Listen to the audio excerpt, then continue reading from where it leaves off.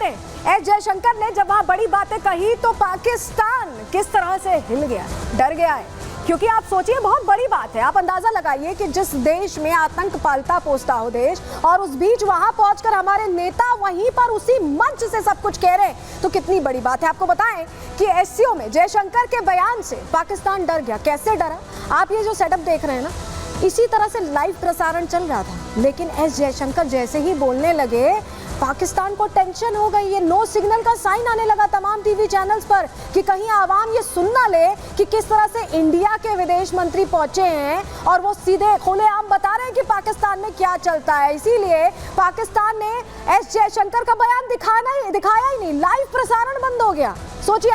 सोचिए कितनी मुश्किल खड़ी हो गई होगी पाकिस्तान सरकार के लिए, हिला उजव्वत हो रही होगी कि अरे अब तो ये हमारे बारे में सब कुछ सच सच बयान कर देंगे। पाकिस्तान ने एससीओ समिट का लाइव जो चल रहा था प्रसारण उस वक्त बंद कर दिया। लोगों के टीवी चैनल पर नो सिग्नल आने लगा। साहब सोचिए, आप इस हरकत से पाकिस्तान की फिर से किरकिरी हुई। या तो आप आतंक खत्म कर लें, कोई नहीं बोलेगा। अब आप आतंक करेंगे, फैलाएंगे, तो बोलेगा तो है ही इंसान। और शहबाज नहीं चाहते थे कि पाकिस्तानी जो लोग हैं, क्योंकि देखिए पाकिस्तानी लोगों में बहुत गुस्सा है, पहले ही अपनी सरकार से नाराज हैं, हर समय कर्ज मांगते रहते हैं, रहने खाने की प्रॉपर व्यवस्था नहीं है। अब ये भी सुन लेते तो पोल खुल जाती। और यही वजह है कि उस समय पूरी तरह से सिग्नल को ब्लॉक कर दिया गया, लाइव प्रसारण को रोक दिया गया। लेकिन एससीओ समिट में ही देखिए जो कारगुजारियां ये पाकिस्तान कर रहा है, इस तरह का समिट एक ग्लोबल लेवल का समिट होता है, उसमें भी इस तरह की छेड़खानी की लाइव ही बंद कर दिया। और किस समय बंद किया? जब एस जयशंकर बोल रहे थे। दुनिया ने अब ऐसे में पाकिस्तान का एजेंडा एक बार फिर से देख लिया है, समझ गई है दुनिया कि पाकिस्तान की जैसे ही पोल खुलती है वो घबरा जाता है। चलिए अब आपको जल्दी से एक और तस्वीर दिखा देते हैं। स्पीच जो चल रही थी, जब बोल रहे थे एस जयशंकर, तो उस वक्त उर्दू में कमेंट्री चल रही थी, इंग्लिश में बोल रहे थे, सुनवा देना चाहिए था। सुन तो लेती पाकिस्तानी अवाम क्या कर रहे हैं। लेकिन देखिए ये जब ये विजुअल चल रहा था एस जयशंकर का, लेकिन आवाज पीछे से उर्दू कमेंट्री की चल रही थी। एस जयशंकर की आवाज आप नहीं सुनेंगे इस दौरान, क्योंकि जो एस जयशंकर बोल रहे थे वो पाकिस्तानी सरकार को हजम नहीं होने वाला था। अलगाववाद की बात हो रही थी, उग्रवाद की बात हो रही थी, और सबसे बड़ी बात आतंकवाद की बात हो रही थी। तो कैसे ये हजम होता? और यही वजह है कि उस दौरान उर्दू में कमेंट्री चल रही थी। लेकिन ये जो कुछ हुआ है ना, ये एक तरह से पाकिस्तान बेनकाब हो गया। सबको समझ में आ गया कि पाकिस्तान की हालत क्या है। एससीओ समिट में पाकिस्तान की इंटरनेशनल बेइज्जती फिर से हुई है। हालांकि उनकी आदत पड़ गई होगी, हमेशा ही होती रहती है। इस्लामाबाद एससीओ समिट में अव्यवस्था का ऐसा आलम दिखा कि आप सोच नहीं सकते हैं। इंटरनेशनल लीडर्स आए हुए थे, लेकिन लाइव स्ट्रीमिंग क्यों बंद हुई? क्योंकि एस जयशंकर बोल रहे थे।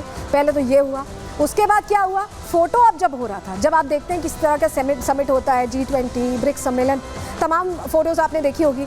जब फोटो अप होता है तो आपने एक चीज़ देखा होगा कि प्रोटोकॉल के तहत जिस देश का नेता खड़ा होता है उसके पीछे उनका राष्ट्रीय ध्वज होता है।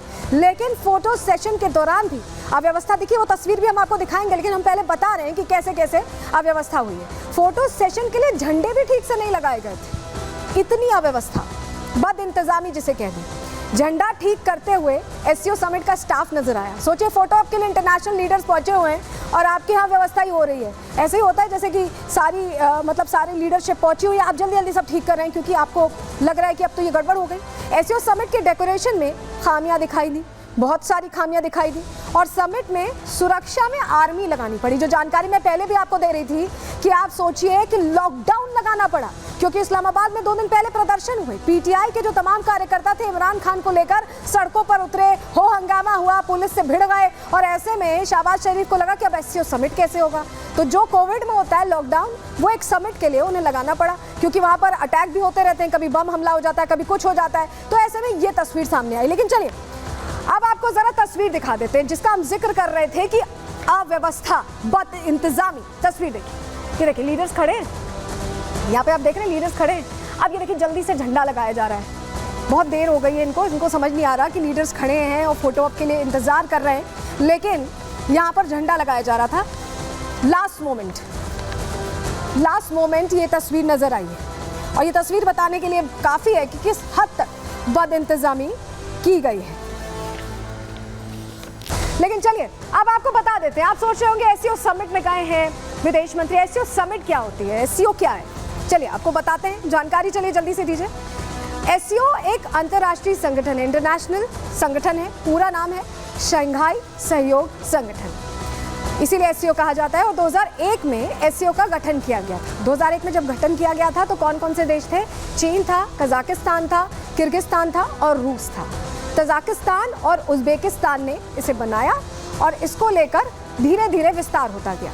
भारत बाद में इस संगठन का सदस्य बना है, लेकिन अगर अभी देखें तो भारत सबसे इंपॉर्टेंट सदस्य है। पाकिस्तान भी इस संगठन का सदस्य है और पिछले साल भारत में ऑर्गेनाइज हुआ था, तब बिलावल भुट्टो आए थे विदेश मंत्री पाकिस्तान के। इस बार पाकिस्तान में ऑर्गेनाइज हुआ है। संगठन का उद्देश्य यूरेशिया में शांति लाना है। उद्देश्य समझ रहे हैं आप, शांति लाना। और हो कहाँ रहा है ये, कहाँ बैठक हो रही है? पाकिस्तान में।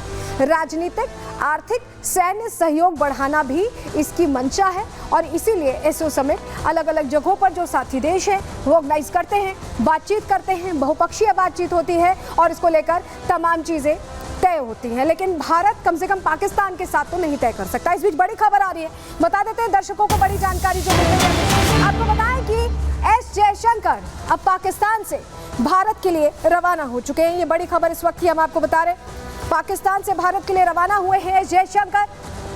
तो इस सम्मेलन में भाग लेने के बाद विदेश मंत्री अब वापस भारत आ रहे हैं। पाकिस्तान गए थे, 24 घंटे करीब रहे होंगे पाकिस्तान में, लेकिन इन 24 घंटों में उनके जेस्चर ने, उनकी बॉडी लैंग्वेज ने, उनके बातचीत के अंदाज ने सब कुछ बयां कर दिया है। पाकिस्तान को बता दिया है कि भारत का अंदाज ऐसे ही रहने वाला है, नरमी नहीं आने वाली जरा भी हमारे रुख में, हमारी बातचीत के स्टाइल में या किसी भी तरह से।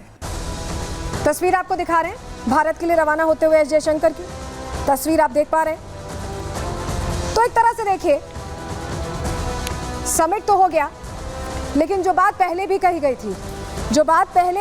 थी कि बातचीत नहीं होगी, द्विपक्षीय बातचीत नहीं होगी, भारत अपनी बातों पर खड़ा रहता है, कायम रहता है और वैसा ही होता दिखाई दिया है।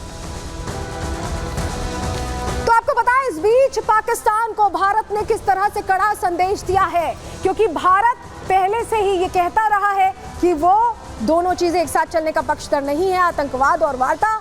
और इसीलिए आप सोचिए, उस देश में गए भी, उसके बावजूद कोई भी नरमी आपको रुख में नहीं दिखाई दी होगी भारत के। चलिए जानकारी आपको जल्दी से दे देते हैं क्यों हम ऐसा कह रहे हैं। पाकिस्तान को भारत ने साफ संदेश इस विजिट के दौरान दे दिया है। भारत और पाकिस्तान के बीच कोई बातचीत संभव नहीं है। दोनों देशों के बीच द्विपक्षीय बातचीत नहीं हुई, हमने आपको जानकारी दी। और देखिए, अब तो रवाना भी हो चुके हैं जयशंकर। भारत ने पाकिस्तान को पहले ही एस जयशंकर ने कहा था कि ये एससीओ समिट है, उसमें जा रहे हैं, बातचीत नहीं होने वाली। विदेश मंत्री एस जयशंकर सिर्फ समिट में जाएंगे, ये क्लियर पहले ही उनकी तरफ से कर दिया गया था और उसी पर एक्ट करते हुए वो दिखाई दिए हैं और कड़ा संदेश उनकी तरफ से दिया गया है। समिट के बाद स्वदेश वापस लौटने के लिए वो रवाना हो चुके हैं। हमने आपको तस्वीर दिखाई, 24 घंटे से कम समय रहे हैं। और पाकिस्तान की जो बातचीत की कोशिशें थी, कई तरह से कहा जा रहा था कि बातचीत हो सकता है हो सकता है द्विपक्षीय बातचीत हो जाए, लेकिन ऐसा कुछ भारत ने जो कहा था वही रहा, हुई नहीं कोई बातचीत। चलिए